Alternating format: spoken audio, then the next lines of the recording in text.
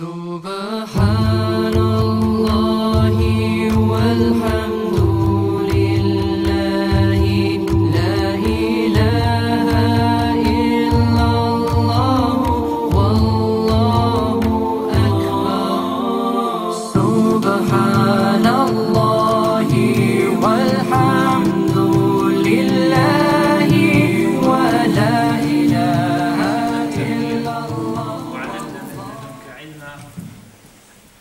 Ask Allah subhanahu wa ta'ala to give us understanding of the deen. Prophet alayhi salatu wasalam said the best of you in Jahiliyyah are the best of you in Islam إِذَا فَقَهُوا, right? If they have fiqh. Right? The top of fiqh is jurisprudence and law. Okay? The foundation and core is understanding and comprehension. Because law without wisdom can get people hurt. Right? So what we need is wisdom. And there is no wisdom without law. So we ask Allah subhanahu wa ta'ala to give us to fully comprehend this deen. Right? Allahumma faqihhu fid deen. Right? وَعَلِّمْهُ التَّأْوِيلِ. Prophet ﷺ made a dua for Ibn Abbas, asking Allah to teach him the ta'wil, the understanding, the explanation of the sacred text. So our topic this evening is the issue of loving another Muslim. So the foundational precept between my relationship and that of another believer is one of love. So if I pass another Muslim in the street, there is automatically a bridge between myself and that other person. That bridge is constructed of love. Okay? But how often do we realize that? If I pass another sister, if a sister passes another sister on the street or inside the masjid, there is a relationship, there is a tie of love. If the brothers and sisters pass each other on the street or in the masjid, there is between them, right, a tie that binds them. And what is that? Right, slow down. Okay? But ultimately is love. Alright? Love means not always that I smile, not always that I speak, right? But always that I am the guardian of the safety and well-being for that other. And that I do not violate the dignity of that other. And there is still even further, as the brother alluded to, a bond of fraternity, a filial family bond as being a child of Adam between myself and the non-Muslim. And that also features that I guard and protect the safety and security and well-being of that other. In a Muslim world, we're not in a Muslim world now. Although many of us go from sun-up to sunset and we don't speak anything but Arabic or some other language from the Muslim world. Okay? Because we live in enclaves that either have been forced upon us, ghettos, right? Or that we have created of our own accord, that become a barrier between us and our neighbors. But the Prophet, alayhi salatu wasalam, he said, Jibreel did not cease to impress on me the rights of the neighbor and my responsibility to my neighbor until I thought the only next step was that the neighbor was going to inherit from my tarika, from my estate. And you are not in a Muslim world. You are not in a Muslim society. And so your neighbors should not necessarily be Muslims alone. Right? Perhaps we go through a phase in our existence where we need to have as many Muslim neighbors as possible. I think we've achieved that in some towns here in the UK. Right? However, at some point, at some phase, once we have spaces and environments where we can be nurtured and strengthened in the meanings that come from Allah and His Messenger, alayhi salatu wassalam, we need to engage with the world around us, and we need to understand. Now, back in the Muslim world, during Muslim times, because Muslim times, there's no Muslim times anymore in the Muslim world. Right? You're just as better off trying to practice Islam here in the UK than you are in Damascus or Egypt or somewhere like that. You have just as many cards stacked against you there in trying to be a decent Muslim as you do here. In fact, there's a little bit more freedom here than there is in Damascus, right, or Egypt or elsewhere. Right? In Damascus, 3 people are not allowed to talk to each other on the street. Okay? People aren't allowed to meet privately in their homes. There are certain things you can and cannot say on the telephone.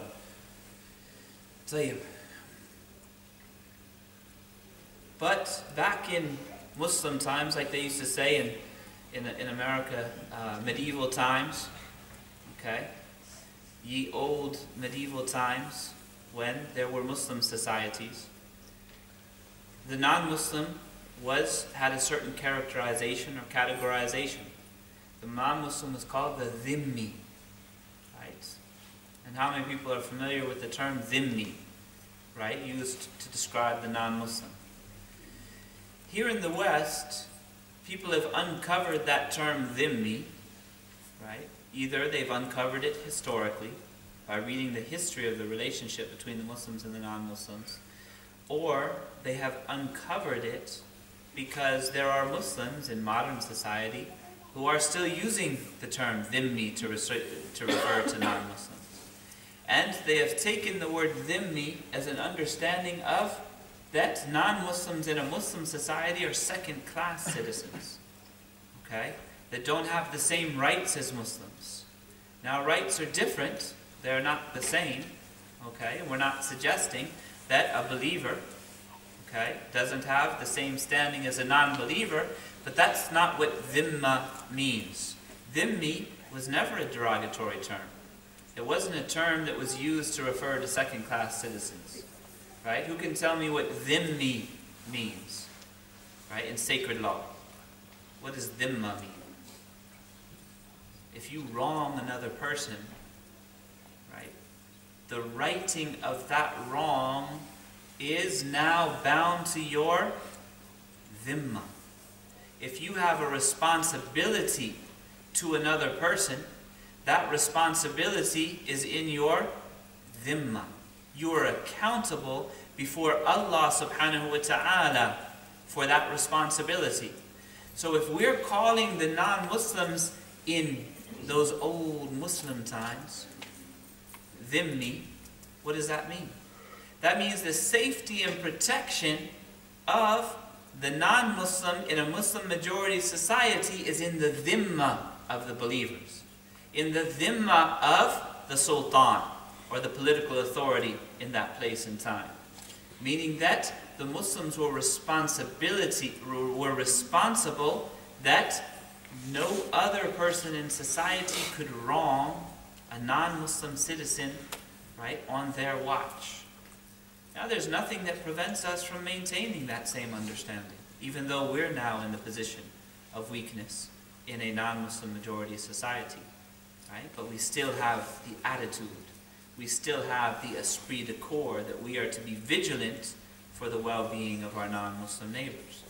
The only exception to that is if one particular person is harming another particular person, and that harm is happening right now in real time.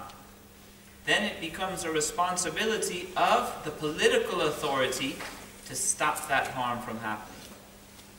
Now, it is the responsibility of the political authority, because for common citizens to get involved could oftentimes create more harm than what it helps. This is called vigilantism, which is rejected in Islamic law. Unless we're making a claim that we don't follow Islamic law, right? And that's a different issue.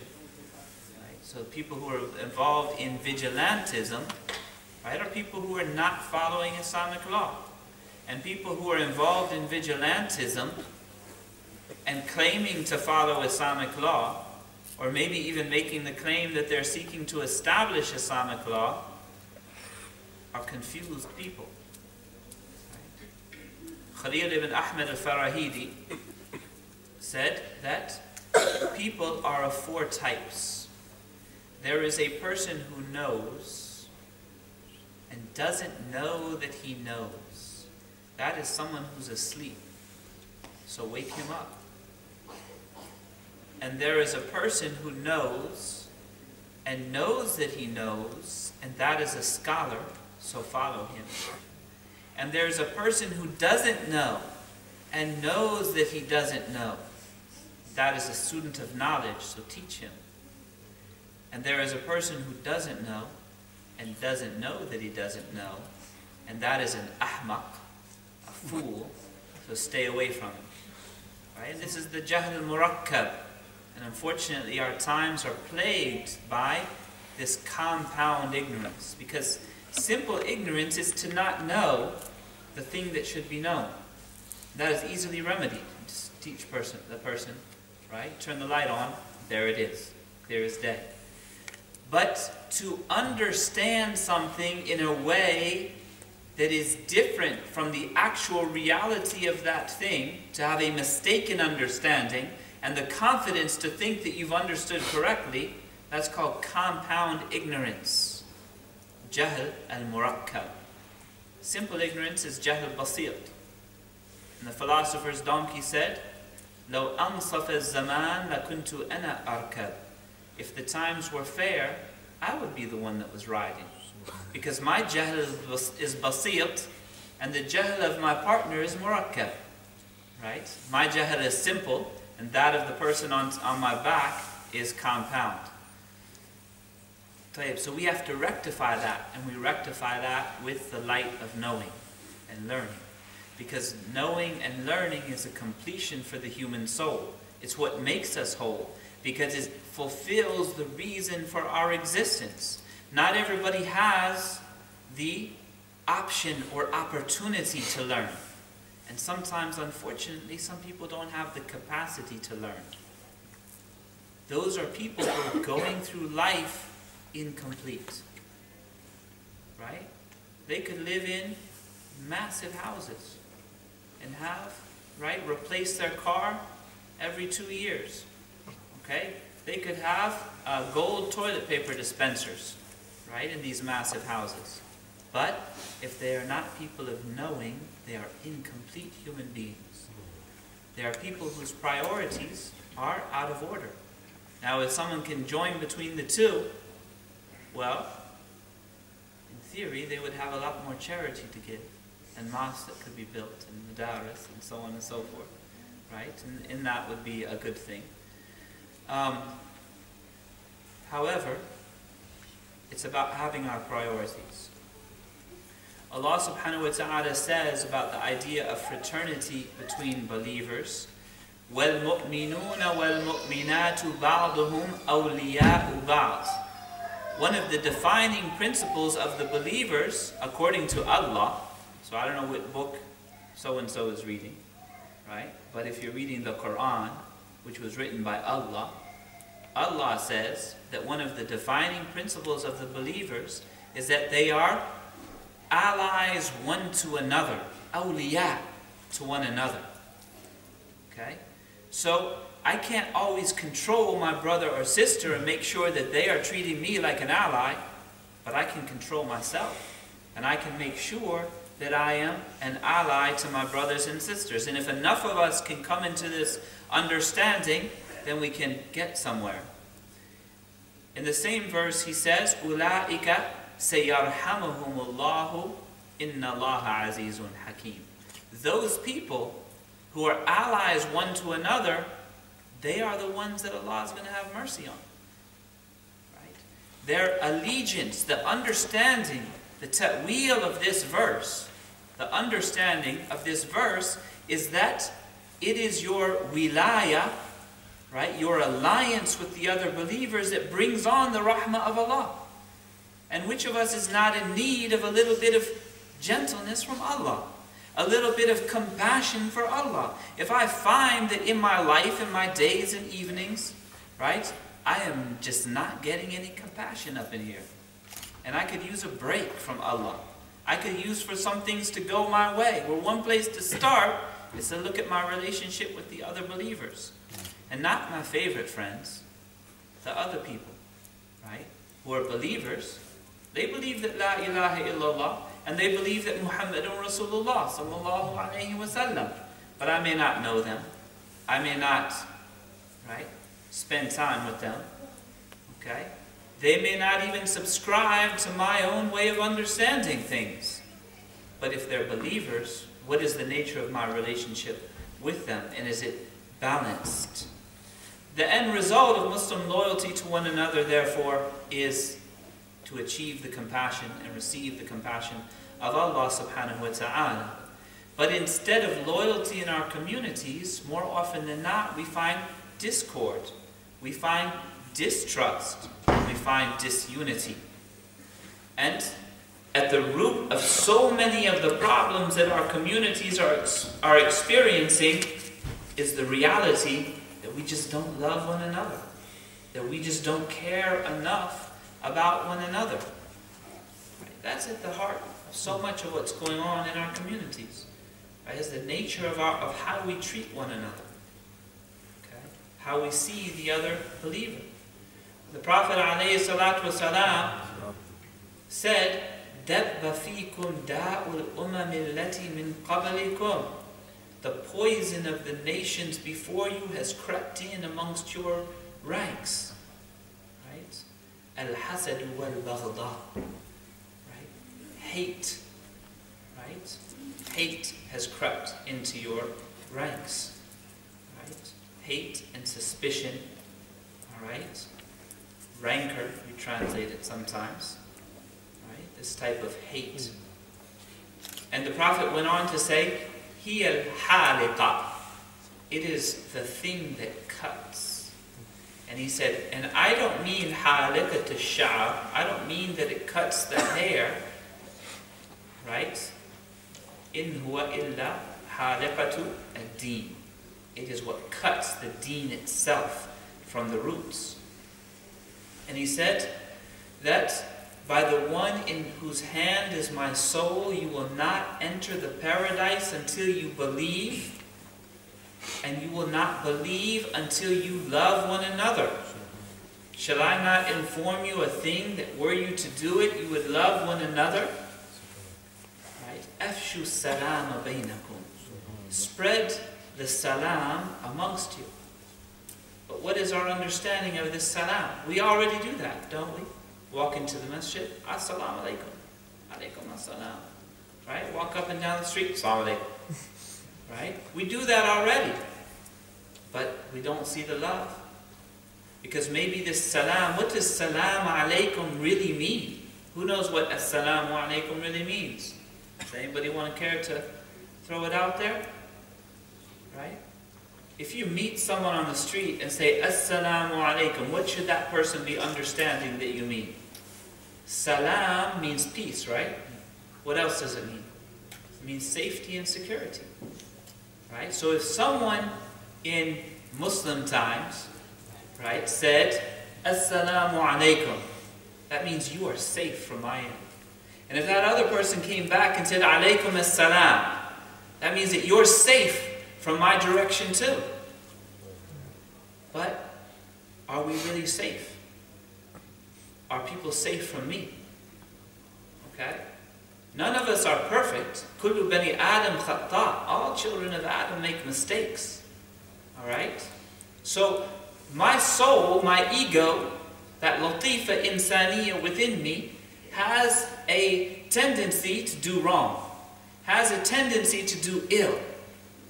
But it becomes my job as an aqil, is not that ahmaq that we were talking about before, the fool, but an intelligent person. My job and my responsibility is to protect my Muslim brother, whoever it may be, from my ego. Okay? I am trying to discipline my ego. I am trying to wrestle my ego down and pin it to the floor, right? And get it to submit. But that struggle is one that goes on and on and on, and year in and year out. I'm still struggling with the same, right, issues, unfortunately. And can't get beyond this issue to the next issue. But that's what preoccupies my mind. How can I discipline myself? But that's a struggle that I have with myself between me and Allah. I shouldn't involve a third party in that. Right? Because I'm harming myself. My nafs, my ego harms me. When I do wrong, I don't wrong Allah. When I violate some type of injunction that Allah subhanahu wa ta'ala has laid out, or a duty that Allah has laid out, and I fail, I harm myself because I can't harm Allah. But if I pull a third party in, and now I'm harming another person, that's a different story altogether. Because I can't harm Allah, I can ask Allah to forgive me, and Allah will say, you know, you're only damaging yourself. But, alright, okay? But when I'm harming another person, what does Allah say? You have to go ask that person to forgive you. And now it becomes more difficult. So there is this struggle going on, right? Many, many people will at some point in their life get the thought of jealousy, have a jealous thought. But the intelligent believer is the one who says, A'udhu Billah.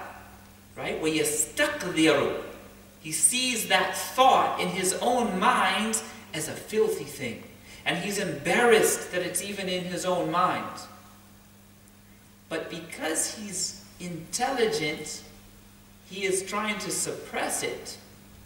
And because he's intelligent, he would never allow his own ego to act on that thought against another believer.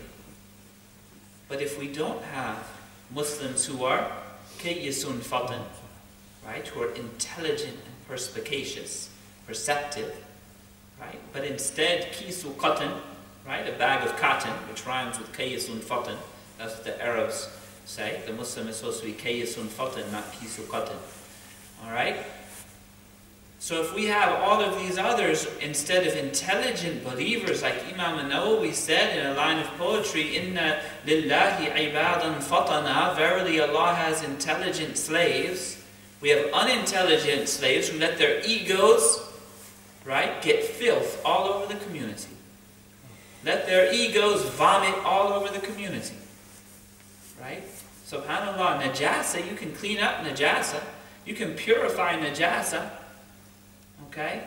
But the qadir of the ego, right, that is something that is more difficult to fix.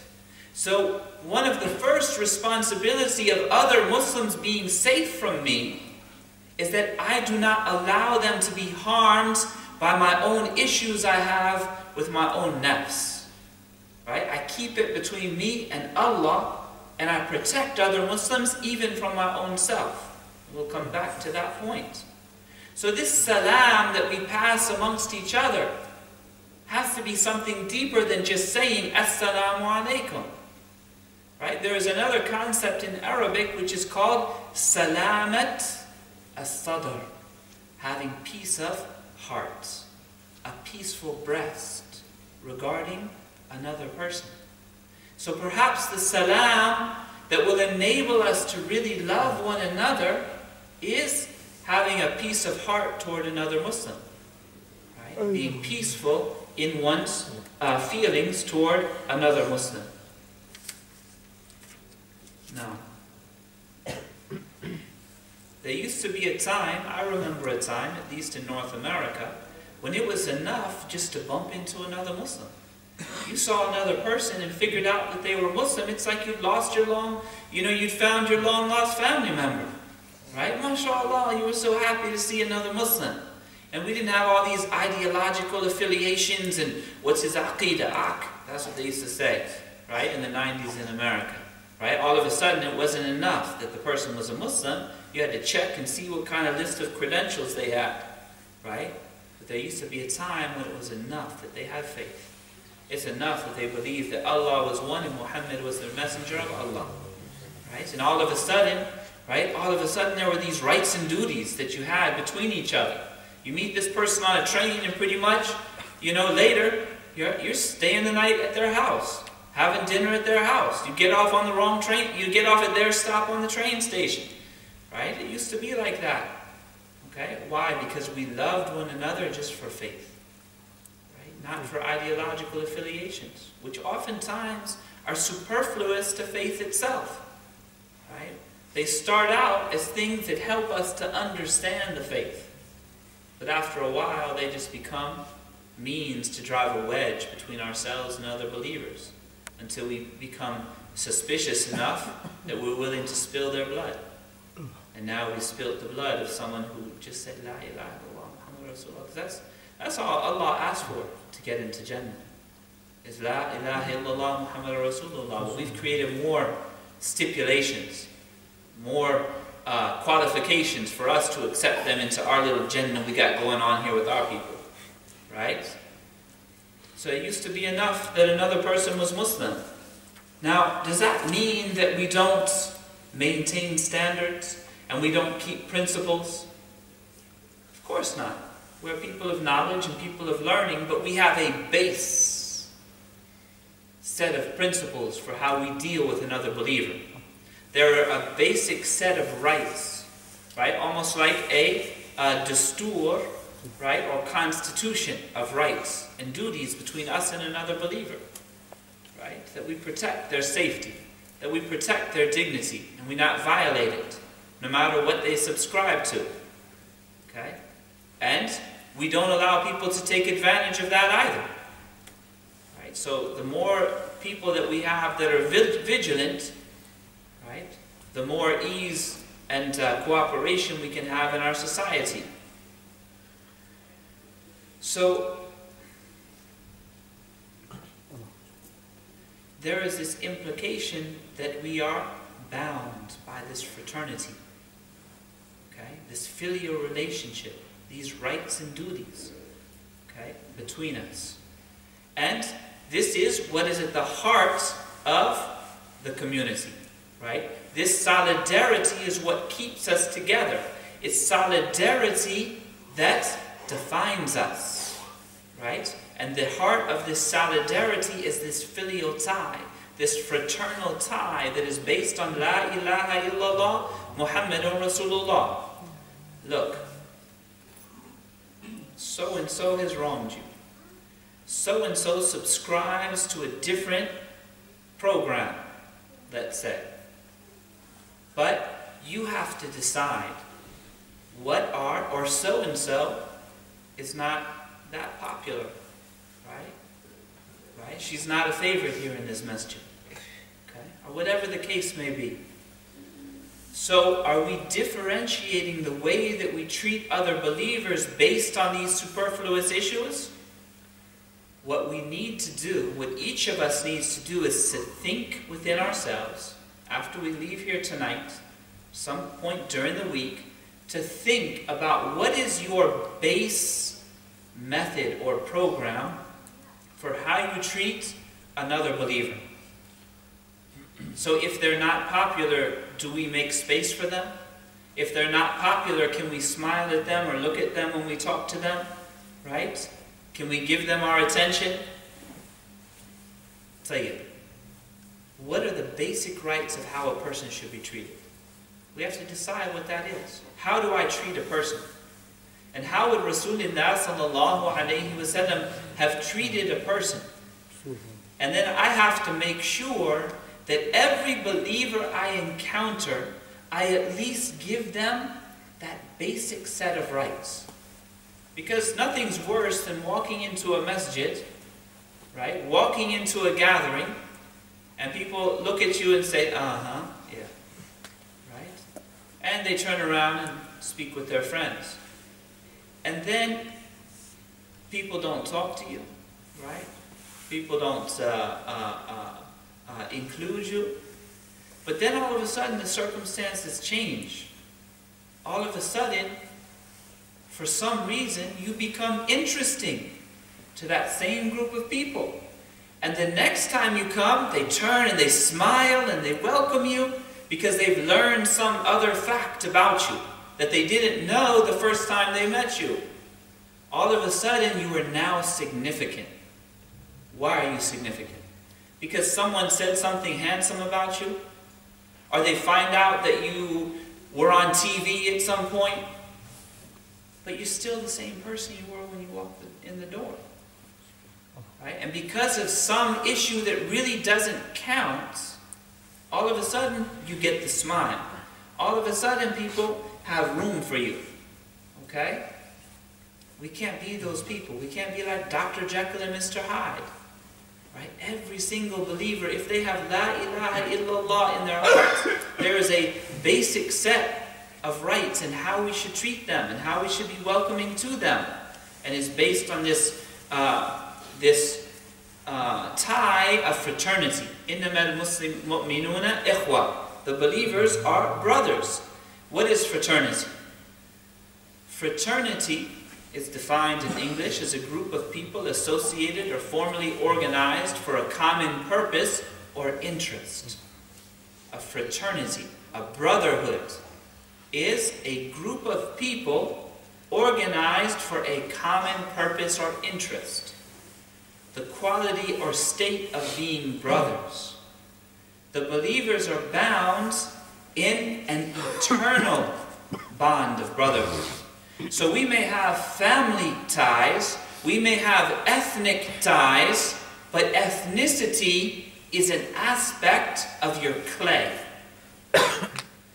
Family is an aspect of your blood. All of those have their importance. But the ukhuwah of faith is eternal, because it is set by Allah subhanahu wa ta'ala in His eternal speech. Okay? إِنَّمَا الْمُؤْمِنُونَ إِخْوَةً. Right? In Surah Al-Hujurat, verse 10. Verily, the believers are brothers. That was stated, that is a dastur. That is a constitutional statement. Right? UK doesn't have a constitution, right? Alright? That is a constitutional statement. That is mansus alayhi.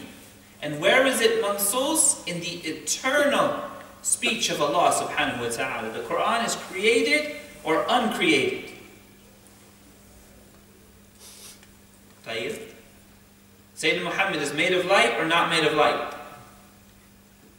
They're not answering on that one either. Right? Tayyib, you get a pass then. The Quran is uncreated, of course. Alright? And what does that mean? Something that is uncreated is, sallallahu alayhi Sayyidina Muhammad, something that is uncreated is eternal. And this bond of brotherhood is in the eternal, uncreated, timeless speech of Allah subhanahu wa ta'ala. That transcends clay. That transcends blood. This is the reality for those intelligent persons in this world who are traveling from one shore of birth to the other shore of death, inshallah into the hereafter, inshallah into the neighborhood of Muhammad alayhi salatu wasalam, right? The intelligent people who travel through this world know that this is the reality of the tie.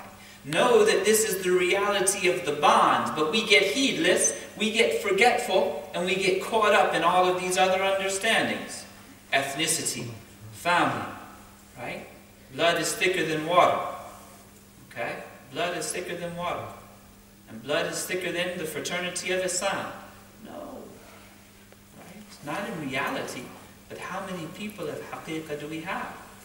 And Imam Malik said, Man تفقه ولم يتحقق فقد تفسق. Whoever has fiqh, law, without tahqiq or haqiqah, or ultimate reality, ultimate spiritual reality, which is ihsan, becomes a corrupt individual.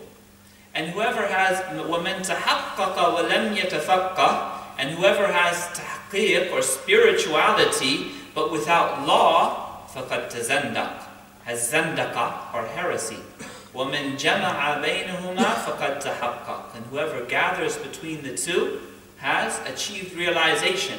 But how many people, how many believers of realization do we have? That's where we get sucked in and caught up in so many of these different understandings. So this is a dastur, that all believers are brothers. That is the haqiqah, the blood of the Muslim as well as his property has been declared inviolable. And what does that mean, inviolable? We don't even use that in our regular conversation, right? Inviolatable, right? It is haram to violate the blood and the property of another believer. As inviolable as the most sacred institutions of Allah's deen. The Prophet ﷺ, in his farewell khutbah, the last sermon that he would give to all of the believers on the day of Arafah, on the Mount of Mercy, in the plain of Arafah, in the farewell pilgrimage, one of the things that he said, فَإِنَّ اللَّهَ قَدْ حَرَّمَ بَيْنَكُمْ دِمَاءَكُمْ وَأَمْوَالَكُمْ. Allah has made haram from you your blood and your property. Right? Haram. So how is it that we are able to wrong one another in our business deals, wrong one another in our dunya, and come into the mosque and act like everything's okay? Right? Because we have a fissure, you have this disjunction. Right? What is it when people have split personalities or like a schizophrenia? Right? We have this schizophrenia going on that we think that there's some type of separation between the mosque and outside of the mosque. Between in the assalamu alaikum space and out there on the street. And that somehow we're supposed to all separate. We take our shoes off when we come in the masjid. There is a certain adab in the house of Allah. There are certain things that you shouldn't be doing in the house of Allah, true. But how are your prayers going to be answered when you're out there? Right? Being muflis, being bankrupt. Right? We race through this world. We compete in this world. We vie with one another to get ahead of the other, even if I have to step on his shoulders and step on his neck and step on his head to get up in the world. To do what? To be bankrupt in life? Right? People surely don't do all that to be bankrupt in life, because people want money and they want fame. So they definitely aren't after bankruptcy. But the Prophet ﷺ said, who is the muflis, the bankrupt from among you? And they said the bankrupt person is the person who has, right, no pounds and no shillings or no pence, whatever it is. Okay? The person who has no dirham and no dinar. Alright? And no dirham and no dinar. And the Prophet ﷺ said the bankrupt of my ummah is the person who shows up on the day of judgment with all of this prayer and all of this fasting. But he has shatama hada. Right? He has abused this person. He has cursed this person, talked bad about this person. He has struck this one. He has hurt that one. He has wronged his brothers and sisters in the dunya.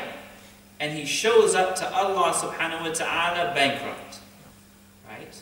And the person who's wronging his brother and sister and financial transactions, malahu haram. Right? His money is haram. And he's feeding his children from the haram. And their flesh is growing on haram. فَأَنَّ يُسْتَجَابُ لَهُ. Right? مَالُهُ حَرَامٌ وَمَطْعَمُهُ حَرَامٌ وَمَلْبَسُهُ حَرَامٌ فَأَنَّ. How is it that his prayer can be answered? Our messenger says, Allah has made inviolable, right, haram from you, your blood and your wealth. And he said, كَحُرْمَةِ يَوْمِكُمْ هَذَا.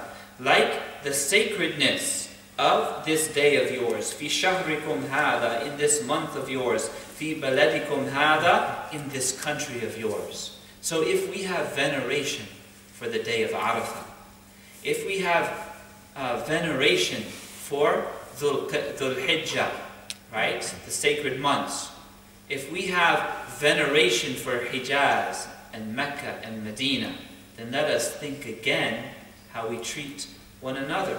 And then he said, أَبَلَّغْتُ. Have I delivered the message in full? And they said, the Messenger of Allah has delivered the message in full, sallallahu alayhi wasallam, and he said, then let those who are witness to this bring this message to those who are not present today. This is the final message that the Messenger is leaving behind. So why is it that we act like we forget about it? The Prophet warned, sallallahu alayhi wasallam, to maintain the cohesion of this brotherhood. La tarji'u ba'di kuffaran.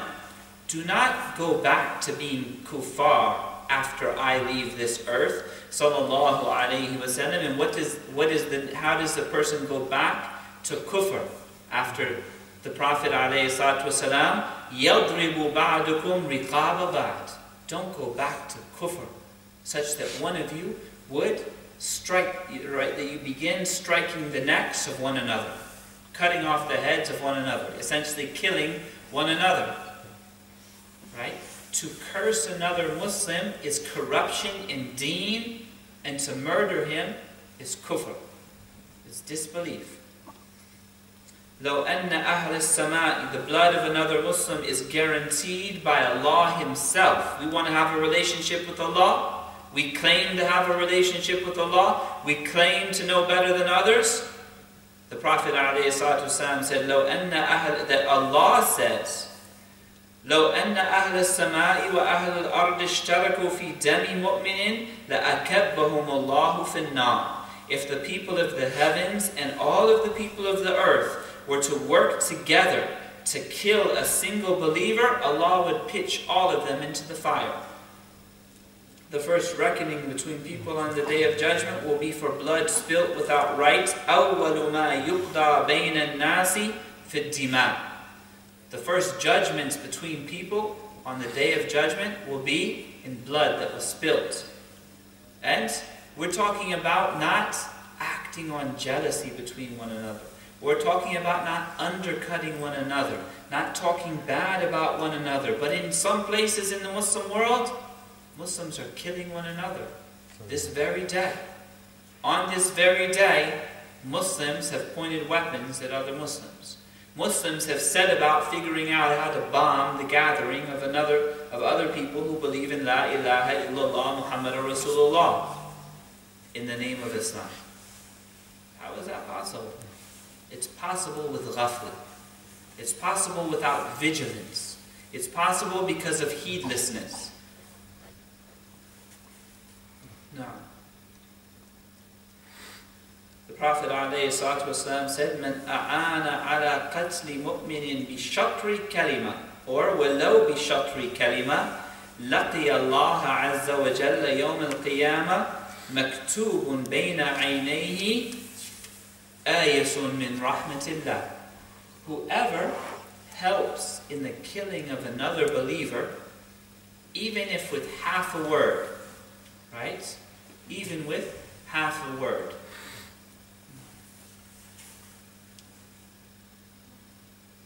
Meaning that if a person were to right? So for example, saying right? Short for uqtul, for kill. Right? He gave the ishara to go ahead and do it.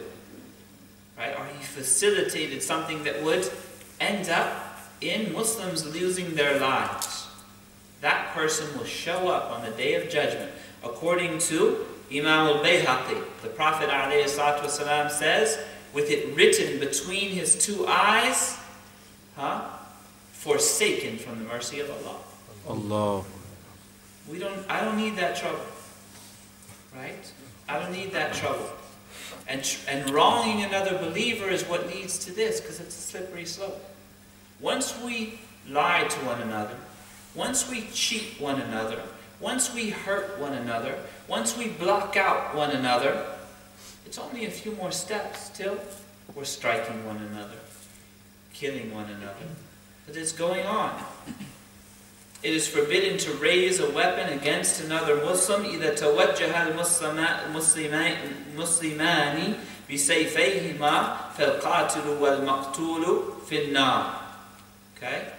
If two Muslims, now we say this hadith, And the reason why we say this hadith, because it's as if no one's heard this before. If two Muslims direct their weapons to each other, okay, the person who kills and the person who got killed are both in the fire. And how many people have heard this hadith before? Right? Really, that many people have not heard this hadith before? Okay, because it sure looks like people haven't heard this hadith before. Right? I don't understand how people who hear this, right? There's another hadith saying that it's haram to point a weapon at another Muslim. Right? What then of killing another Muslim? So the believer, the Muslim, two Muslims who try to kill one another, both the one who killed and the one who got killed, will be in the hellfire. And they said, how is that, O Messenger of Allah? He said, because the one who got killed was trying to kill the other one. Right? He just didn't make it to his objective. The Prophet ﷺ says in the Mustakhraj al-Abi Awana, Sabab al-Muslimi fisqun.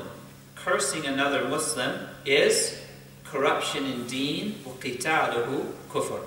And fighting him, not killing him, fighting another Muslim is kufr. The security of all Muslims is ingrained in the very definition of being a Muslim itself. Al-Muslim, what is the definition of being a Muslim? How did the Prophet ﷺ define what a Muslim is? A Muslim is Man salima al-Muslimuna min lisanihi wa yadihi. The Muslim, according to the Prophet Muhammad, is the one who other Muslims are safe from his tongue and his hand. That's the definition of Muslim. So, in order to be a person who bears that definition, we have to meet the conditions of it, which is that other Muslims are safe from our tongue and our hands. Ibn Umar said that he saw the Messenger of Allah sallallahu alayhi wasallam making tawaf around the Kaaba and saying, "Ma atyabaki wa atyaba rihaki, ma a'zamaki wa a'zama hurmataki," saying to the Kaaba, right, how wholesome you are and how wholesome is your fragrance, how tremendous you are and how tremendous is your sanctity. He says to the Kaaba. Then he says, وَالَّذِي نَفْسُ مُحَمَّدٍ بِيَدِهِ لَحُرْمَةُ الْمُؤْمِنِ أَعْظَمُ عِنْدَ اللَّهِ حُرْمَةً مِنْكِ. The sanctity by the one in whose hand is my life, and he's talking to the Kaaba. The sanctity of the believer is greater in the eyes of Allah subhanahu wa ta'ala than your sanctity, he says to the Kaaba. His property, مَالِهِ وَدَمُهُ وَدَمُهُ, right? His property and his blood, وَأَنْ نَظُنَّ بِهِ إِلَّا خَيْرًا, and that we only think good of our Muslim brother. In another hadith, قَتْلُ الْمُؤْمِنِ أَعْظَمُ عِنْدَ اللَّهِ مِنْ زَوَالِ الدُّنْيَا. The killing of a single believer is worse in the eyes of Allah than doing away with the entire earth. In another narration, the Prophet ﷺ says, لَهَدْمُ الْكَعْبَةِ هَجَرًا هَجَرًا أَهْوَنُ عَلَى اللَّهِ مِنْ سَفْكِ دِمَاءِ مُسْلِمٍ. Right? The destruction of the Kaaba, stone by stone, is easier in the eyes of Allah than spilling the blood of a single believer. Even the slightest harm or insult toward a believer is unacceptable. Allah's Messenger says, Ya ma'ashara man. He calls out from his mimbar. He says, Ya ma'ashara man qad assama bilisanihi وَلَمْ يُفْضِ الْإِيمَانُ إِلَى قَلْبِهِ. O you who have entered Islam on your tongues alone, but faith has not yet reached your hearts, لَا تُؤْذُوا الْمُسْلِمِينَ. Do not harm the Muslims. Right? So, it is important not to harm the Muslims. But harming the Muslims, being involved in harming Muslims, whether it is cheating them in business, lying to them, creating a situation where people are going to suffer. Alright? This is harming the Muslims. This is adha lil Muslimin. And it's the sign that a person has only entered Islam with their tongue, and faith has not yet reached their hearts. وَلَا تُعَيِّرُوهُمْ, right? And don't criticize them. وَلَا تَتَّبِعُوا عَوْرَاتِهِمْ, and don't seek out to expose their privacy. فَإِنَّهُ مَنْ تَتَبَّعَ عَوْرَةَ أَخِيهِ الْمُسْلِمِ, because the one who pursues the privacy of his brother Muslim, تَتَبَّعَ اللَّهُ عَوْرَتَهُ, Allah will pursue his privacy. Whoever seeks to expose the privacy of a believer, Allah will expose their privacy. We thank Allah subhanahu wa ta'ala for his sitr, right? For his veil. Kullu bani Adam khata, right? Every child of Adam makes mistakes. It's just that in the spaces and places where I criticize others, I tend to criticize people who are weak in the areas where I am strong. And I forget about the areas where I am weak. And in the areas where I am weak, someone else is strong. But Allah subhanahu wa ta'ala has protected my flaws and protected my blemishes. So it is my job, where I am the safekeeper of the dignity and integrity of my brother, not to expose their flaws and blemishes. That's not my job. That's what Allah will do to certain people on the Day of Judgment. And that's not my name. That's Allah's name. And I don't participate in that. But that doesn't apply where another person is being harmed because of this privacy.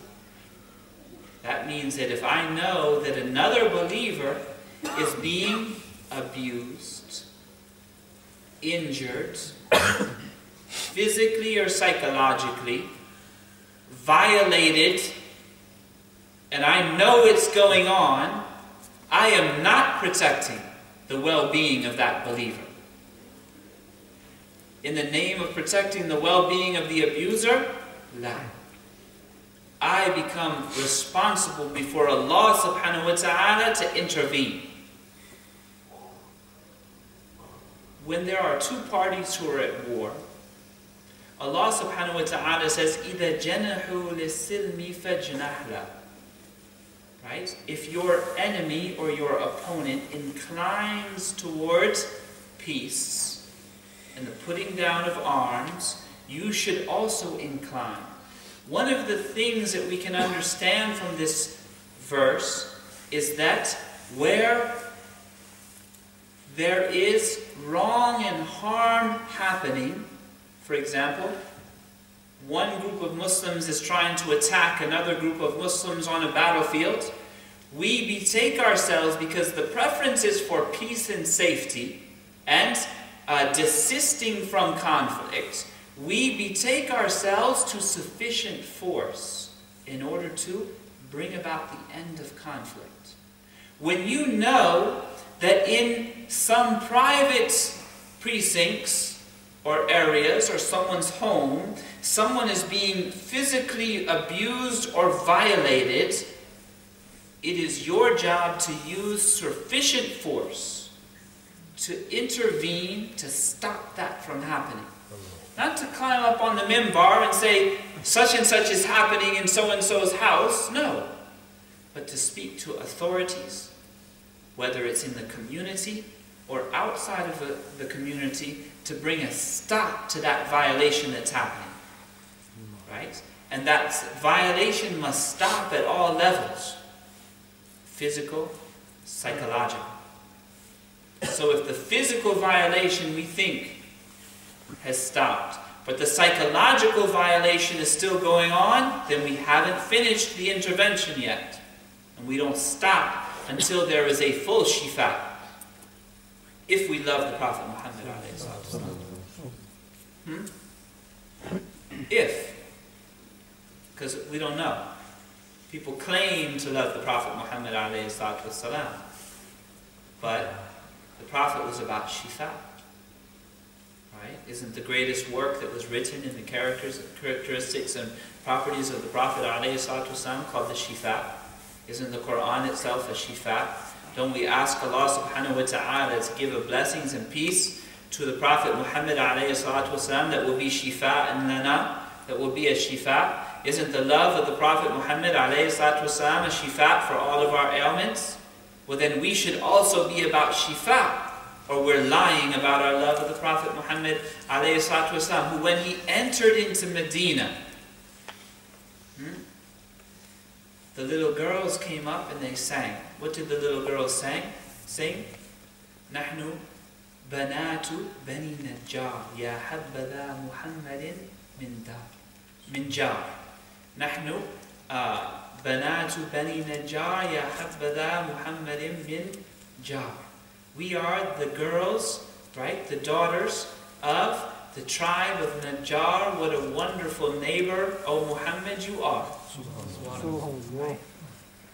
And they ran along and sang with him, played the duff. Right? The Prophet stopped. Right? He had Abu Bakr, he had Umar, right? Khulafa. Right? There are other Sahaba. Sallallahu ala Sayyidina Muhammad wa radiyallahu anhu. He was meeting, right, the leaders of Medina, right, people who have been waiting to build a new society, a new constitution, right? He stops and he turns to the little girls. Despite all of this, crowds of people are coming out. And he turns to the girls and he says, Atuhibbnani? Do you love me? Right? And they squealed out, of course we do. Certainly. And he said, Allahu yashhad anni uhibbukum. Right? Allah bears witness that I love you.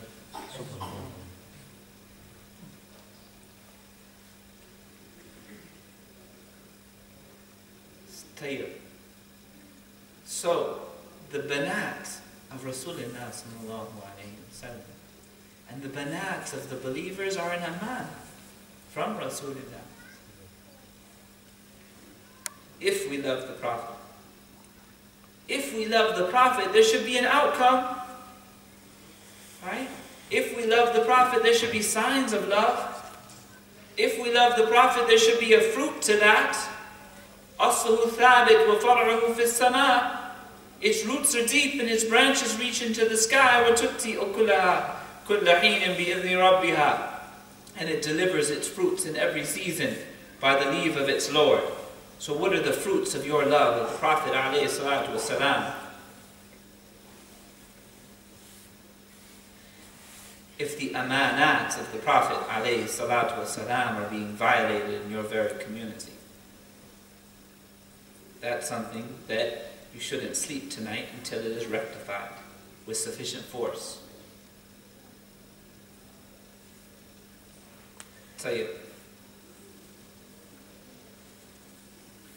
This is sufficient and overwhelming evidence for the sanctity and inviolability of believers one to another. The protection, security, and safety of every Muslim is a duty and bond on every Muslim. But what is the source of this fraternity, this brotherhood? This brotherhood that we have spoken of, from where does it arise? From where does it emanate? Its source is the kernel of Tawheed, that the faith and conviction in the oneness of Allah subhanahu wa ta'ala that is in the heart of every believer. That is the source of this bond. That is the source of this fraternity. So if you have a heart in which there is La ilaha illallah Muhammadun Rasulullah, then this fraternity obtains.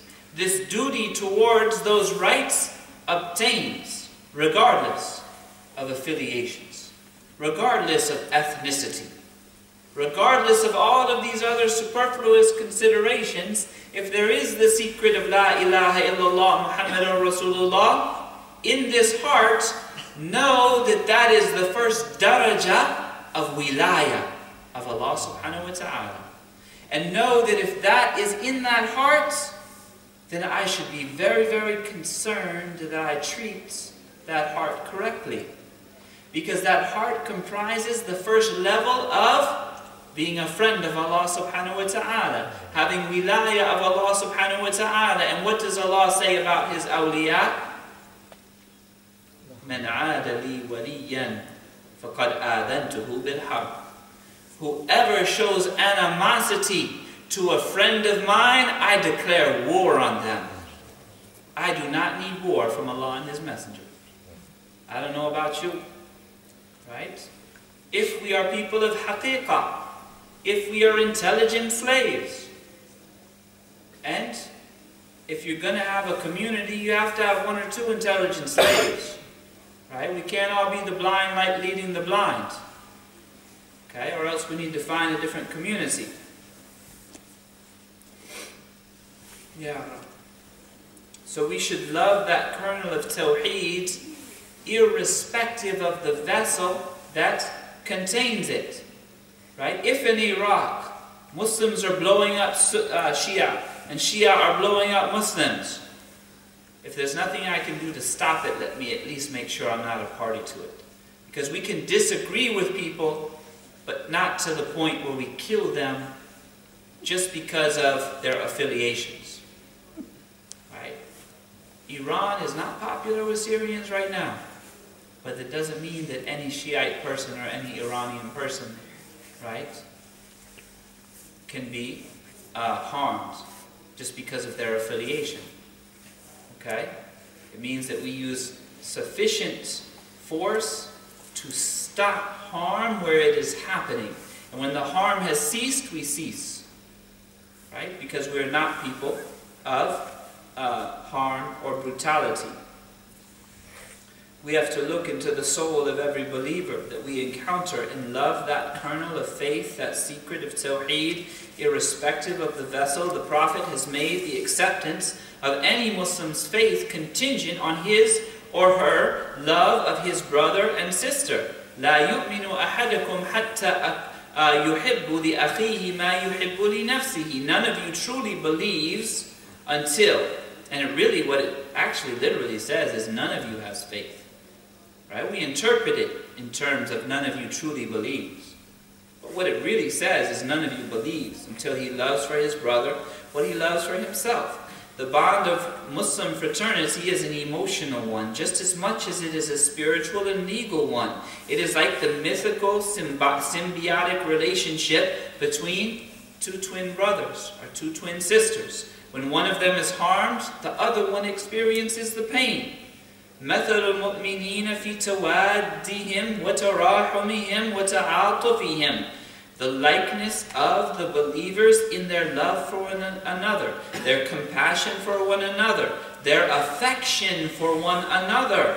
مثل الجسد is like that of the body. إذا اشتكى منه عضو, if one of the limbs is suffering, تداعى له سائر الجسد بالسهر والحمى.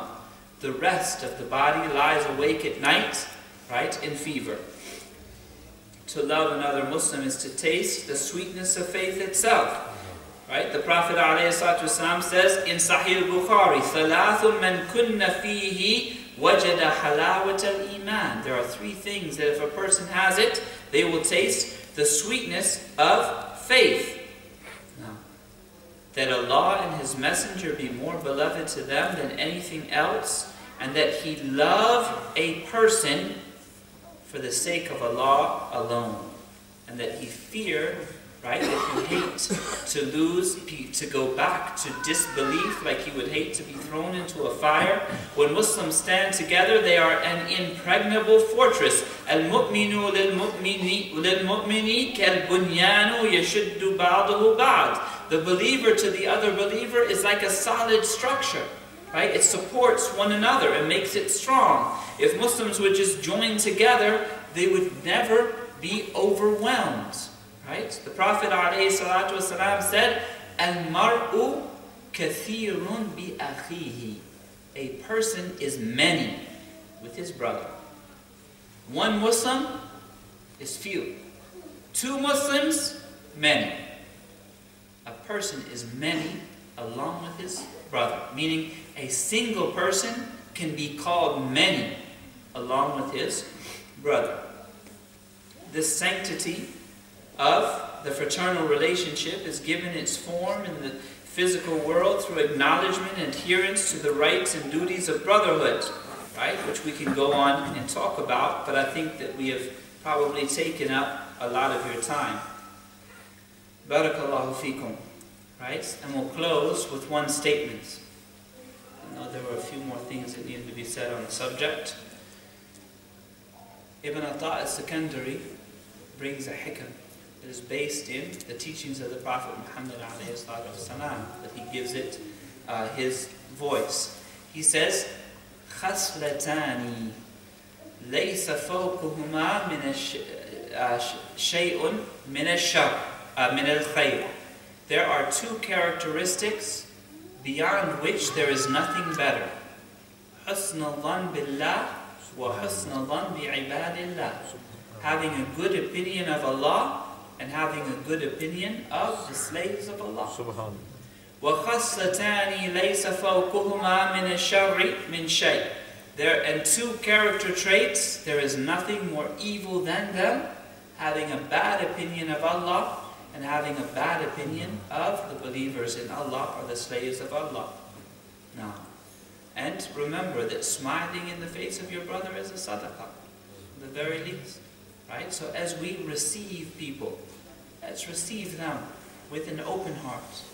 No matter what their affiliation is, no matter who they are, let's have a basic level of how we treat another person. Let's decide this week, either tonight or at some point, let's reflect on this idea. What is the basic way that we treat another human being? Because as Muslims, we tend to believe that there is something exceptional about being a Muslim. Well, what if the Muslim said to you, show us what's exceptional. Show us what differentiates you. Right? So, there should be certain things about the believers that differentiate them and give truth to this idea of exceptionalism. One of them is how we treat another human soul. Can we be the people who walk through the earth in such a way that we tread gently, such as the Ibad al-Rahman, Yamshuna al-Ardi Hawna? Can we be those people in this society? Can we be the people who wish good for others, who treat other souls with a special respect and dignity? Of course we can be those people, because we follow a prophet who was that person. And it was enough for people just to see him, sallallahu alayhi wasallam, and they were compelled to convert to whatever he was about. Like Ma'bad and her husband, right? The Prophet ﷺ never told Ma'bad who he was. But Abu Ma'bad knew that this is the person who Quraysh was looking for. And he heard the description of Ma'bad, of this person who came through the camp. Right? And he said, whoever he is, if I had the chance to go to where he's going and to visit him, I would be willing to become one of his companions. He didn't know anything about Islam. He didn't know anything about Iman. He didn't know anything about Tawheed. But he knew Muhammad ﷺ from the description of his wife. And he was willing to follow whatever way Muhammad was about. So if we are those people, we should reflect something of what Muhammad wanted for his ummah.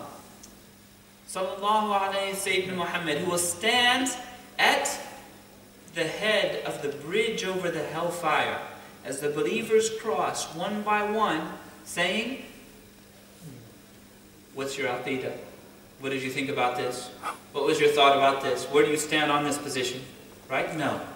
He will stand And as each one of the believers of his ummah cross, he will be saying, Rabbi Sallim, Sallim. Sallim, Sallim. And who is the Muslim? The one who other people are safe. Salima. Min lisanihi, from his tongue and from his hand. And Rasulullah will be saying for you, Sallim, Sallim. For each and every person. So should we not be taking that to heart and see it as our duty and responsibility to secure and maintain the safety and dignity of our brothers and sisters. Barakallahu feekum wa ahsana ilaykum. And if you can, don't forget me and my family in your prayers. Assalamu alaikum.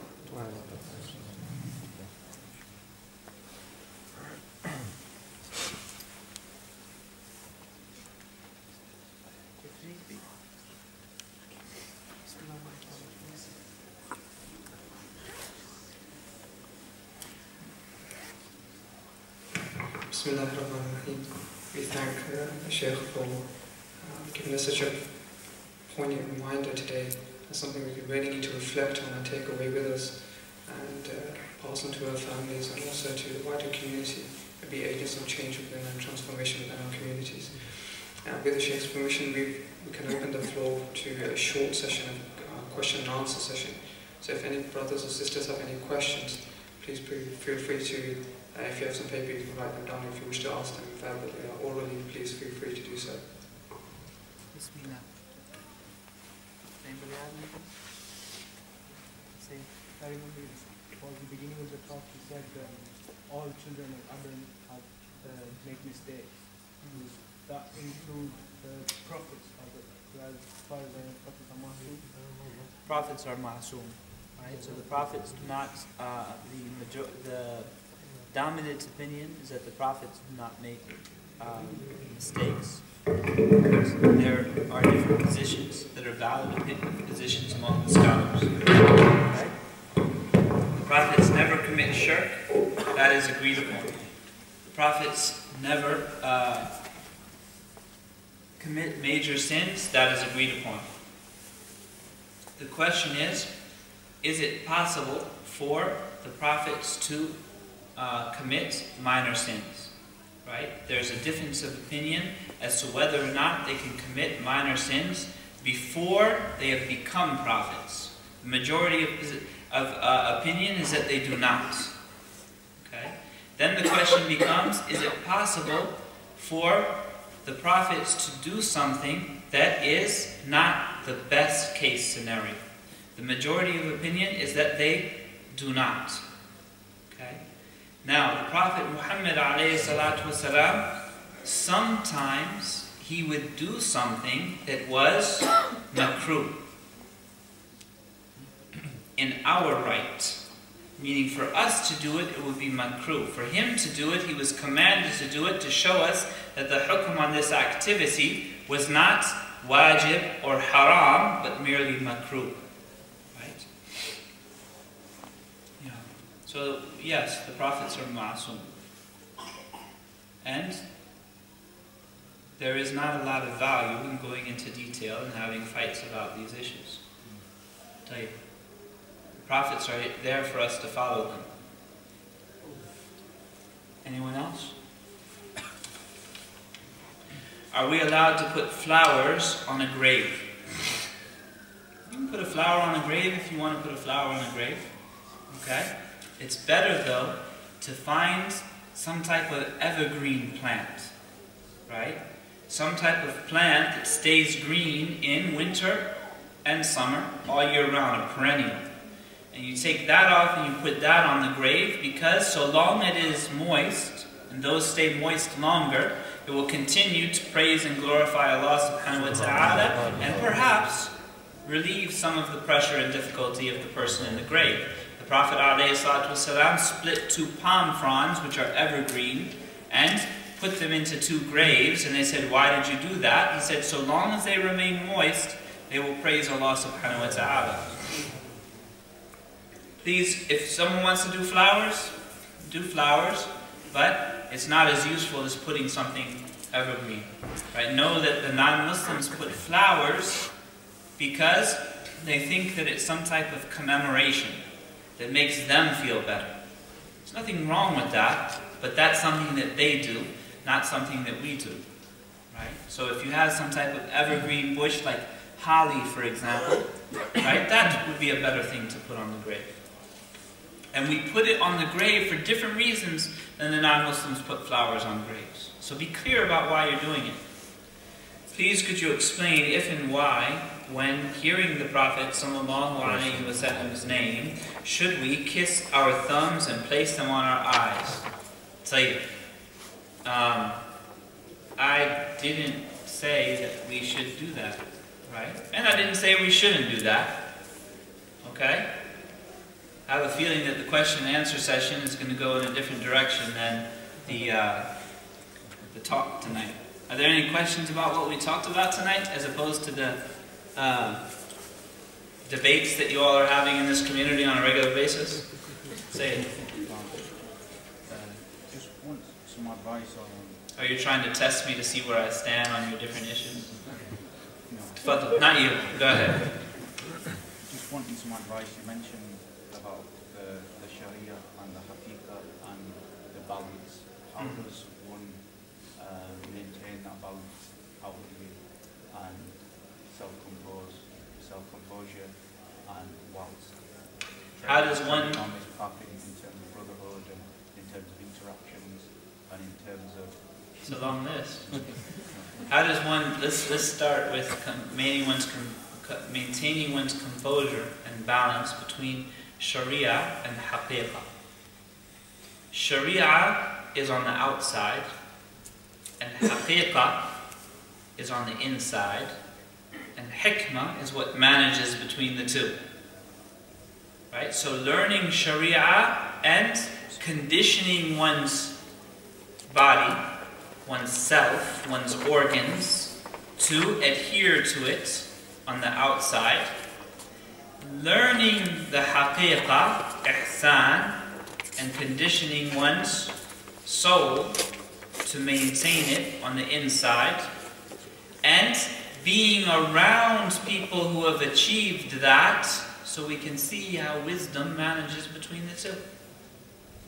And through the suhbah and companionship, we can gain that. Tayyib? So you have to be learning sacred law. Right? Not just asking about whether or not the Prophet could walk on water. Sallallahu alayhi wa sallam. If he wanted to, I'm sure he could. But if I haven't learned sacred law yet, that little bit of knowledge about whether he cast a shadow or not doesn't help me. Sallallahu alayhi wa sallam. Next. Say it. Sheikh, sometimes it's easy for us to show good character towards friends and colleagues and smile, but when it comes to family members, for some reason it's a different story. Give us some advice as to how we can... That comes from training and conditioning the soul, and being awake of heart, and having enough wakefulness of one's intellect that one does what does not come pleasantly to one. Right? So oftentimes our smiling and our good character, right? It comes easily when we're comfortable. But does it come easily when we're uncomfortable? Alright? So you need to be able to maintain a basic modicum of rights for people, and a basic demeanor, as we said, that you will give to all people. Right? Instead of going from one extreme to another, very happy here when we're comfortable, and very angry or upset or grumpy here, right? We have a basic level that we maintain despite what others do or don't do. Okay? And that we're not going to break with that basic level, because that defines who we are. That basic level defines who we are. Sabru inda sadmatul ula. Patience is at the first blow. So at that first blow, that's who you are. Ya Rabbi. Allahumma a'inna. Alaykum as-salam. Could you please repeat the hadith that brings the sweetness of Iman? Inshallah. The next question. Is anyone else having questions? On the sister side, are there any questions?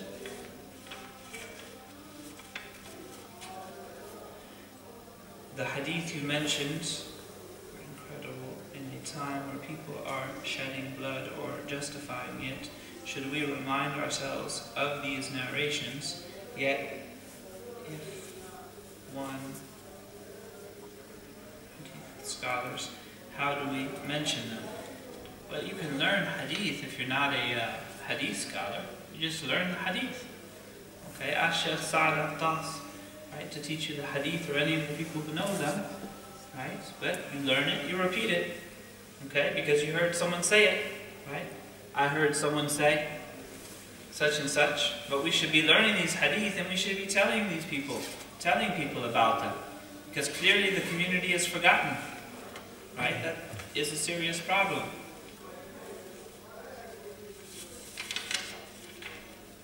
Right? In fact, somebody should draw up, right, some type of list of these hadith, or some type of booklet or manual, and you should pass it around. Right? It should become your mission, right, to keep these meanings alive amongst the community. Were there any other questions? Bismillah. No? So we'll close with this hadith that... No. The Prophet ﷺ says in the Sahih al-Bukhari, narrating from Anas, that the Prophet ﷺ said, ثَلَاثٌ مَنْ كُنَّ فِيهِ وَجَدَ حَلَاوَةَ الْإِيمَانِ. There are 3 character traits. Whoever has them will find the sweetness of faith. The first, أن يكون الله ورسوله أحب إليه مما سواهما. That Allah and His Messenger are more beloved to the person than anything other. The second, وأن يحب المرء لا يحبه إلا لله. That he love a person, or she love a person, and does not love them except for the sake of Allah. And the third, وَأَن يَكْرَهَ أَن يَعُودَ فِي الْكُفْرِ كَمَا يَكْرَهُ أَن يُقْذَفَ فِي النَّارِ. And that he or she hates to return to kufr, just like they would hate to be thrown into a fire. وَصَلَّى اللَّهُ عَلَى سَيِّدِنَا مُحَمَّدٍ وَعَلَى آلِهِ وَصَحْبِهِ وَسَلَّمَ. So we'll close and finish with that. Okay?